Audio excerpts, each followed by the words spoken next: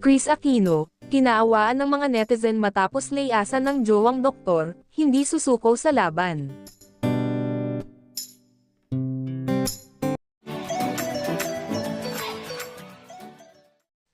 Kinaawaan ng marami ang Queen of All Media na si Kris Aquino matapos amining iniwan siya ng jowang doktor dahil mahirap daw siyang mahalin. Inihayag ni Kris Aquino ang masakit na katotohanan tungkol sa kanyang breakup sa hindi pinangalanan na kasintahan ng doktor, si Mike Padlan. Ayon sa Queen of All Media, nagdesisyon ang doktor na tapusin na ang kanilang relasyon dahil hindi na umano nito kayang alagaan si Kris at nais na raw din nitong lumaya sa kanya. Idinaan niya sa Instagram ang pagsusumbong sa mga netizen tungkol sa nangyari sa kanila ng doktor at kung bakit nauwi rin sa hiwalayan ang kanilang relasyon. The doctor I loved left me because he wanted the freedom to travel, to break free from needing to care for at the reality of Kris Aquino who had multiplying autoimmune diseases with so few treatment options. Enough time has passed, he did not love me.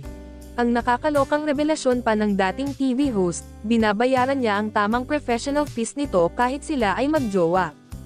The truth, in his words, iniwan kita dahil mahirap kang mahalin, sobrang sikip ng paligid, my prayer is that he will now stop trash talking at cursing my best friends and doctors who are still doing all they can to improve my quality of life, proving everyday genuine love, compassion at loyalty, ang bahagi ng pahayag ni Kris. Nagbigay din siya ng update about her health condition. Sumailalim daw siya sa ultrasound at tinurukan ng steroids sa tuhod. I cannot walk, each step is agony. The excruciating pain is from my knees all the way to my feet, a combination of deep bone pain, lupus arthritis, polymyositis, and acute fibromyalgia. When you are unconditionally loved, when like me you are blessed with a son who will do all to lessen his mama's physical at emotional suffering, hindi ka susuko. Tinitiis ko yung matinding sakit na parte na ng bawat araw ko dahil ang pagmamahal ng anak ay walang katumbas. Life is difficult for all of us but faith in God and real love proven by action gives all the needed willpower to persevere. Thank you God. Thank you to all for your continued prayers for my healing, and to my Northern Star, beam for being much more than your mama deserves. Tuloy ang laban.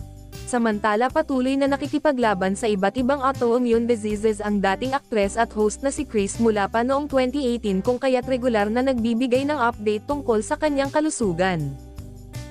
Matatanda ang bumalik sa Pilipinas si Kris last September, 2024 mula sa Amerika kung saan siya sumailalim sa iba't ibang medical treatment para sa kanyang mga autoimmune diseases.